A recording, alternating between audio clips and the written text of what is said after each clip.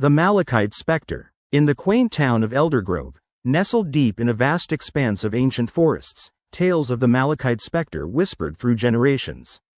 The creature, born from local folklore, was said to be a spirit of vengeance, a guardian of the woods turned malevolent after years of human exploitation. Tales spoke of its emerald green skin, eyes glowing like fireflies, and an ability to meld with the very shadows of the trees. Nobody in Eldergrove ever took the stories seriously, until one fateful summer. 15-year-old Claire had always felt a peculiar connection to Eldergrove's dense woods. She found solace there, escaping into the cool embrace of the evergreens, where sunlight pierced through the leaves like scattered gold. One hot afternoon, her curiosity drew her deeper than she'd ever ventured before. With each step, the air grew heavier, electric with an energy that felt primal. As Claire walked deeper into the thicket, she stumbled upon a stone altar overgrown with vines and moss. A dark green mist swirled above it, thick and warm. She knelt closer, wiping off dirt with her fingers, revealing strange engravings, spirals, animals, and symbols that seemed to pulsate with life. Intrigued, she traced her fingers over the markings, whispering the myth in her memory.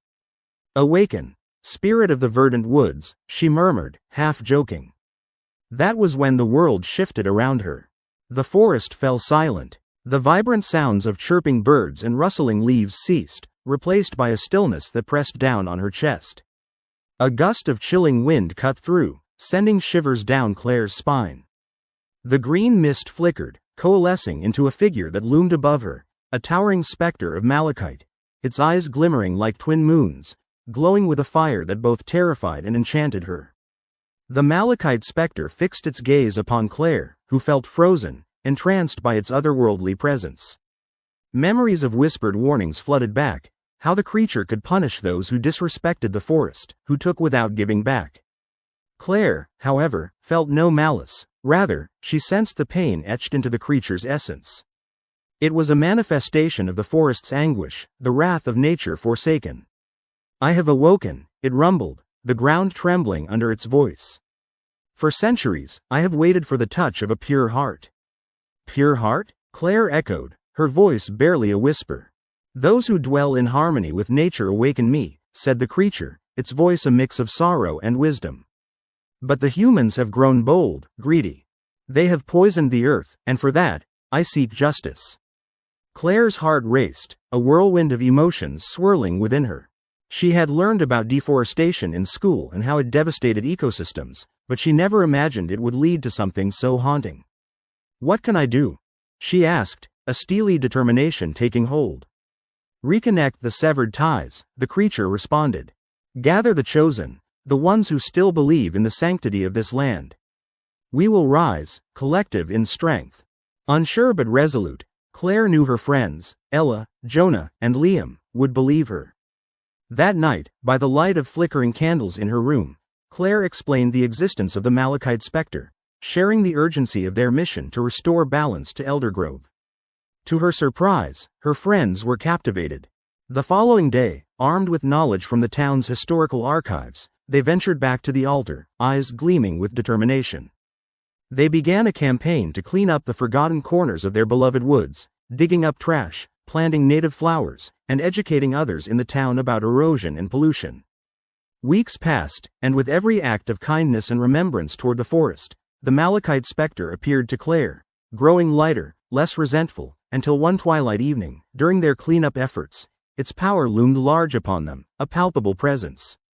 They sat in a circle, hands joined, reciting a pledge to protect the sacredness of nature. "Gratitude," it whispered, a symphony of winds weaving around them. "Your hearts are true." But not all were pleased. Word spread in the town, and an ambitious developer named Mr. Granger saw Eldergrove as prime property for a new commercial center. Rumors of bulldozers coming to the forest ignited panic through the group. Claire felt the weight of the creature's warning. It could spell disaster, not just for the woods, but for the spirit bound to protect it. Determined, they rallied the community. Speeches turned into protests, which turned into media coverage. The people began to remember their ties to the forest, and soon, the plans for the commercial center unraveled. Victory came with tears of relief, eclipsing the shadow of the Malachite Specter. That night, as dawn painted the sky in colors of hope, Claire felt a profound sense of connection with the spirit. The air thick with the scent of earth and tenderness, she knelt by the altar one last time. A whispering breeze wrapped around her as she sensed the specter's presence. "Remember," it cautioned softly, "for as long as the trees stand, so shall I. Guard your heart and the land." With that, the Malachite Specter faded into the dawn's light, leaving Claire and her friends inspired to nurture their bond with nature, ensuring the whispers of the elders would never die, nor would the vigilance of the woods. The Malachite remained a specter, but now a guardian of hope, a myth tethered to the reality of their choices.